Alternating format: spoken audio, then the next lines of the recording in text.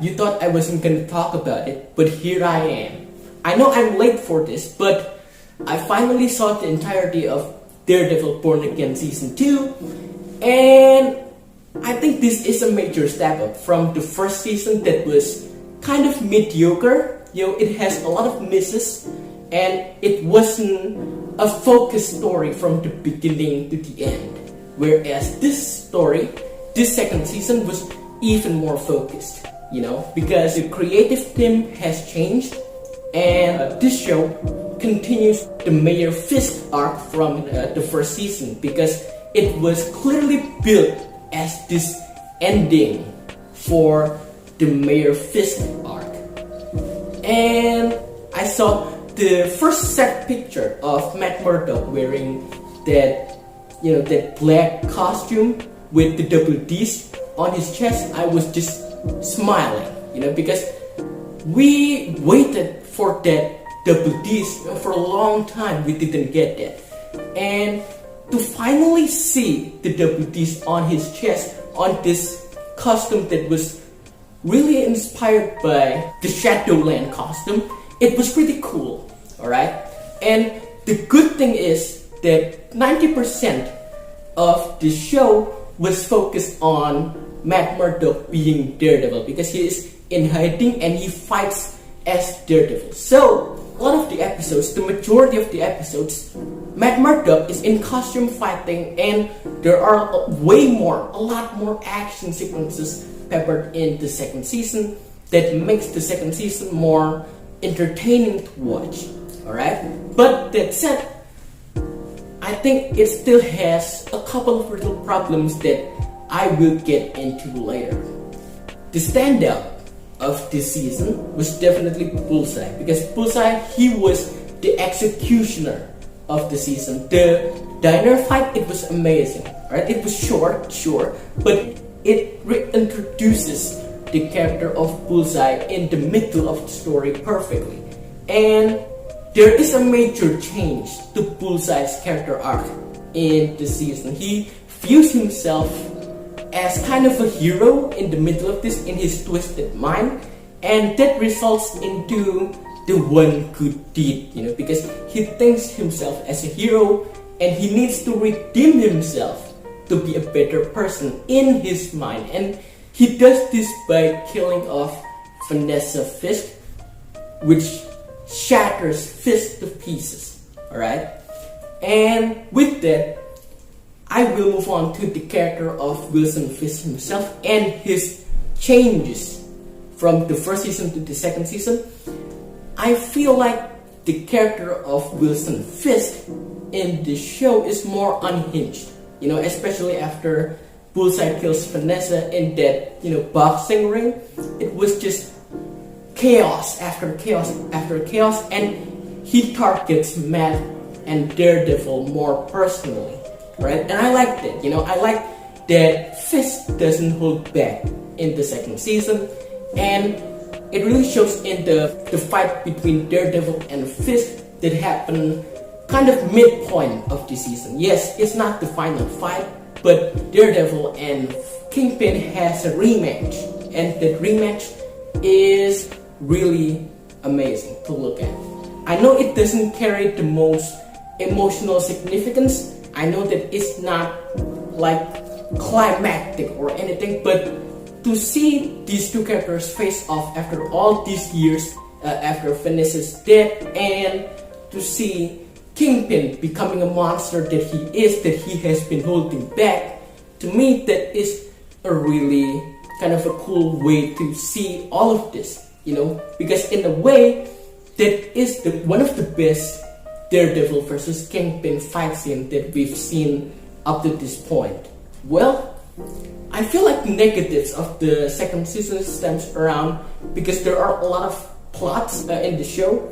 Some of the plots that I care about, and some of the plots that I really did not care about, like Heather becoming Lady Muse, and I was like, wait, I know this is setting up for the third season, yeah, sure, but is it necessary? No, because from the first season, I didn't believe that Heather was an important character, alright? I didn't care about her in the first season, and to see her slowly transforming to Lady Muse to the second season, it was kind of weird to me because it comes out of nowhere. Alright?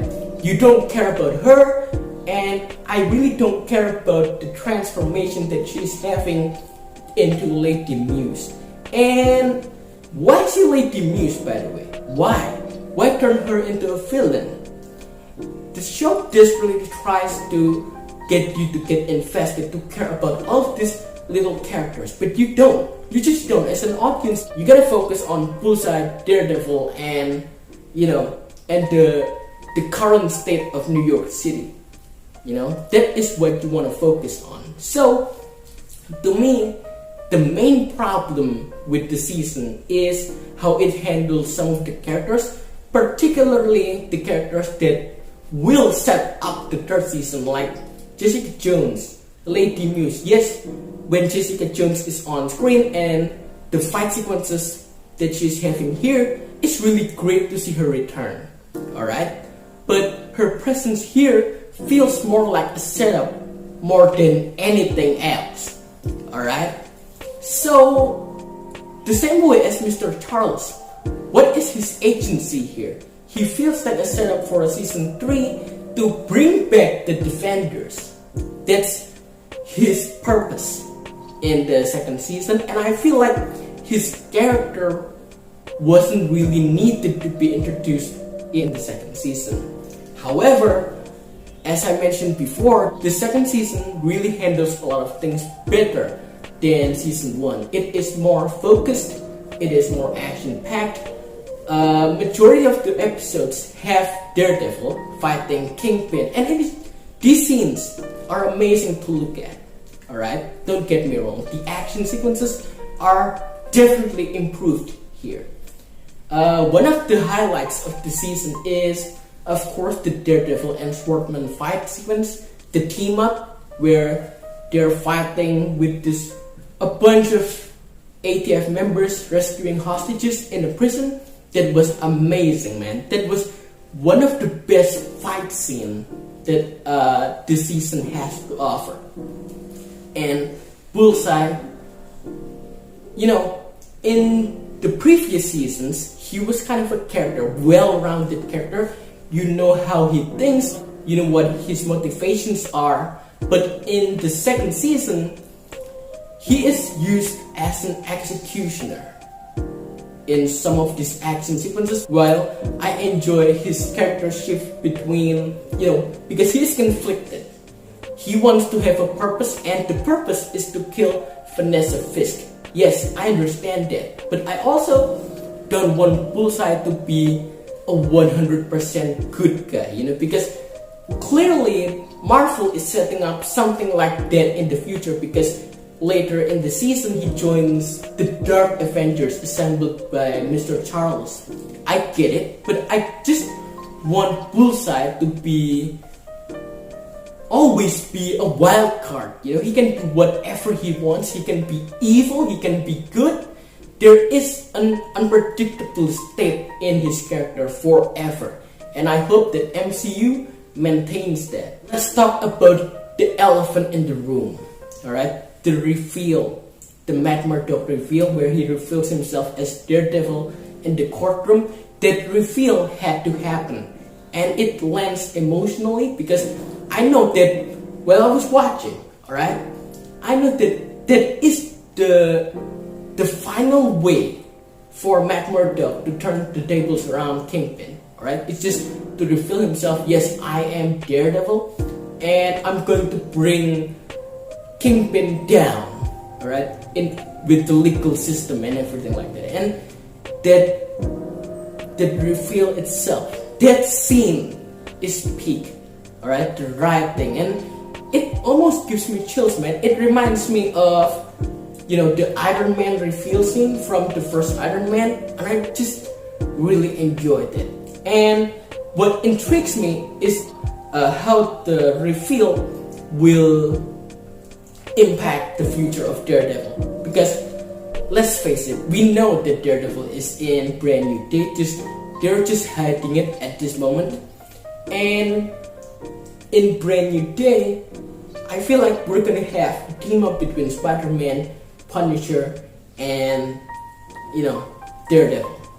Now, the one thing that the season lacks is character development for Matt Murdock, because this season has a lot of characters, a lot of plots going, and in the majority of the season, Matt Murdock loses the spotlight.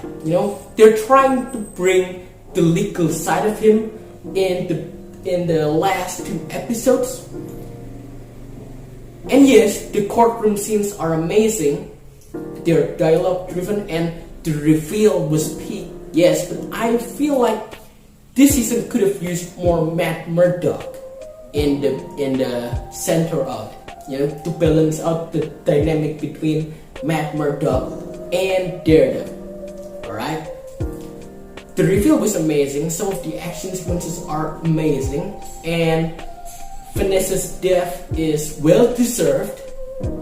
That was the standpoint, one of the best scene in the whole show, because it completely shatters Kingpin emotionally, and up to that point, Kingpin loses everything and it just goes out on Daredevil. And the fight sequence that they have in the underground room, it was just pitch perfect. It recreates one of the covers from the Daredevil comic, and I feel like, it is one of the way to reintroduce their dynamic differently and to have a climactic fight between these two, because up to this point they have fought so many times, and you gotta reinvent some new ways to keep that fight fresh, and this season did, definitely.